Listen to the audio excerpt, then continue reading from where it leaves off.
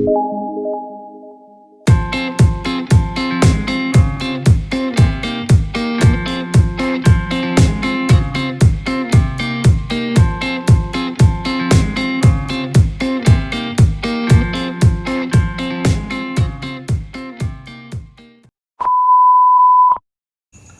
kawan-kawan semua, tadi kita udah lihat sedikit cuplikan dari video rumah makan yang ada di salah satu daerah di Provinsi Lampung. Kebetulan di samping saya ini ada salah satu anak dari owner rumah makan Padang, namanya Agung Sanjaya. Iya, Bang. Sehat, Gung? Sehat, alhamdulillah. Alhamdulillah. Kita mau nanya-nanya sesuatu, sharing-sharing tentang bagaimana dia membuka usaha. Karena kebetulan kita kan nggak bisa ke rumah makan dia karena situasi pandemi, jadi kita ngobrol dengan anaknya langsung. Nah, Gung, ini saya mau nanya-nanya sedikit ya. Iya, boleh. Gak apa-apa kan ya? Nggak apa-apa. Jangan abang lah. Apa? Nama aja. Nama aja. Iya, Ben. Asli orang Padang. Kalau saya asli Padang, Oh, tapi ibu saya Sunda. Jadi campuran antara Padang Campuran sama Padang Sunda. Dominan Padang apa Sunda? Sunda dong, kan ibu yang lahirin. Oh iya. Jadi kalau ada pengunjung yang ngomong bahasa Padang ngerti? Alhamdulillah ngerti.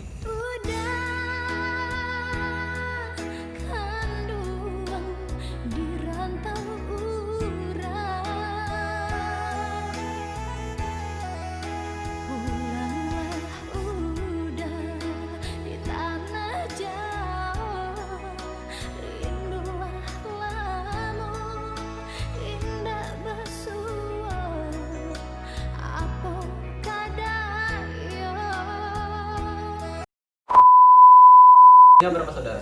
Kalau saya ada 6 saudara dan saya sendiri anak keempat dari 6 saudara. 4 cowok, Cowok 4, berarti cewek 2.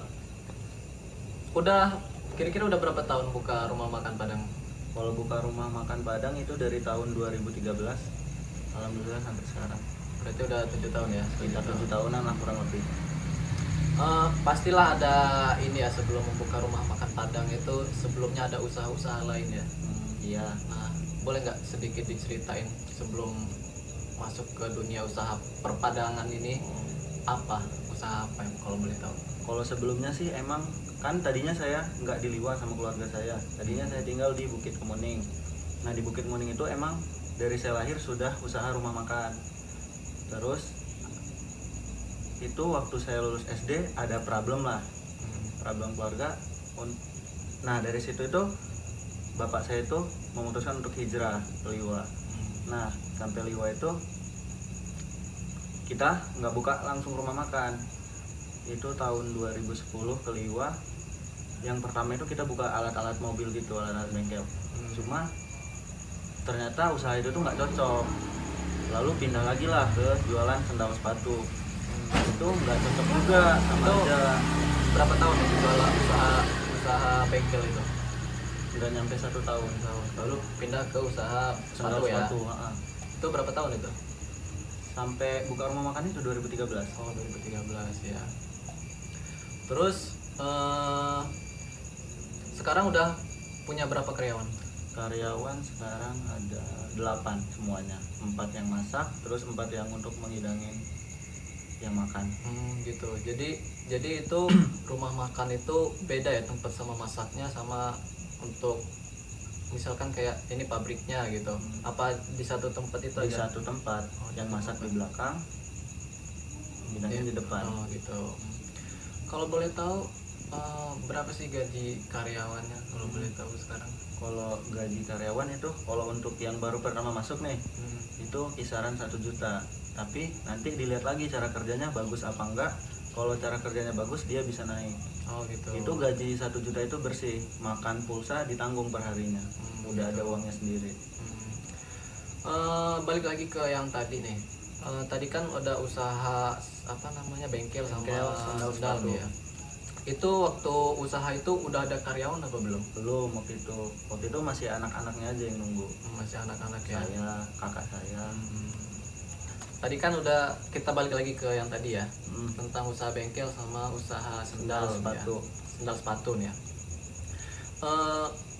gimana sih supaya usaha itu konsisten? Misalkan nih usaha rumah makan sekarang ini ya, ini udah beda ya dari sendal, maksudnya masukannya udah banyak gitu ya.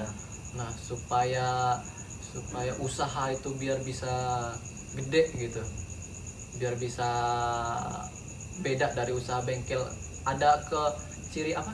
Ciri Ada khas. ciri khas atau beda gitu usaha sehingga usaha ini bisa tinggi gitu. Gimana?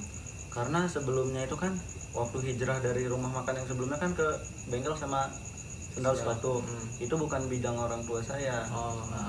Terus orang tua saya itu coba lagi ke bidang yang lama, ternyata bidang ini emang benar-benar cocok buat usaha yang itu ya. Dari situ orang tua saya itu langsung, ya udahlah kayaknya ini bagus nih usaha ini, ya udahlah lanjutin aja terus. Jadi intinya itu kalau misalkan kita punya bidang yang kita mahir itu kita jalanin aja. Ya. Masalah jatuh atau apanya nanti yang penting kita jalanin aja dulu. Kan kalau soal rezeki udah ada yang ngatur yang di atas. Benar.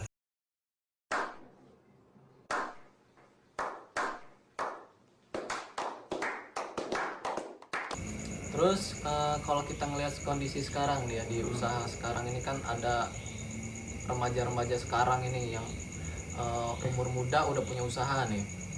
Mereka udah usaha di tengah jalan, akhirnya ada problem down, mereka langsung putus asa gitu, nggak diterusin lagi usahanya. Nah, untuk biar bisa usaha itu terus jalan terus itu gimana sih supaya yang nonton ini termotivasi gitu, biar nggak langsung putus asa gitu? Ya mungkin kita harus konsisten aja sih sama usaha kita itu. Soalnya kan yang namanya usaha kita nggak bisa prediksi nih kedepannya kita bakal gimana, apakah usaha kita tuh bakal naik terus, apakah bakal turun terus. Nah kalau kita posisi kita lagi di bawah, ya udah kita jalanin aja usaha itu terus. Soalnya kan kita nggak bisa prediksi nih kebutuhan pasar ke depan itu bagaimana. Nah makanya kalau kita bawa usaha itu kita harus bisa pinter-pinter ngelihat peluang.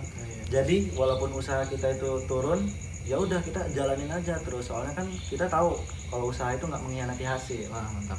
Jadi semakin kita tinggi, ibaratnya semakin tinggi pohon berarti semakin deras anginnya mengguncang gitu ya. Semakin banyak juga buah yang berguguran. Nah, itu. Terus nih, terakhir nih Gung ya. Ya. Kasih sedikit kata-kata mutiara lah, apalah buat orang ini yang lagi meniti usahanya supaya tetap semangat, tetap jalan usahanya jalan terus lancar. Itu kasih sedikit pencerahan lah buat orang semua. Buat teman-teman semua yang baru mau mulai usaha ya, kalau motivasi dari saya, bukan motivasi ding, ini mah saran aja ya. Kalau untuk teman-teman yang baru mau mulai buka usaha baru, sebelum mulai usaha itu kita harus sadar dulu bahwa yang namanya dunia usaha itu pasti ada problemnya. Nah, kalau kita udah mulai usaha nih, di usaha kita itu tiba-tiba di tengah jalan kita ada problem. Kalau menurut saya sih itu wajar, soalnya yang namanya usaha kan pasti ada gagalnya. Jadi dari gagalnya ini kita bisa belajar nih kenapa usaha kita bisa jadi kayak gini. Nah, terus konsisten aja sih, udah itu aja kalau dari saya. Ya. Jadi itu tadi kawan-kawan sedikit wejangan dari Agung, salah satu anak dari pemilik rumah makan Ampera. Jadi kesimpulan dari sharing-sharing kita kali ini bahwa apapun usaha kita, apapun yang mau kita lakuin, yang pertama kita harus niat, yang kedua kita harus tahu strategi pemasaran kita itu apa, kebutuhan di pasar dunia pasar itu apa gitu, dan yang ketiga kita harus konsisten. Sama satu lagi usaha dan doa. Ya itu aja. Nah, jadi ini ada salah satu kata-kata yang bisa saya ambil dari salah satu tokoh yang pernah saya baca nih. Dia mengatakan bahwa habiskan dulu masa kegagalan Anda sampai Anda bisa merasakan keberhasilan Anda. Kayak gitu. Kata-kata yang luar biasa ya. Buat teman-teman yang baru mau mulai usaha baru, tetap semangat ya. Berani nekat aja, semangat. Mantap.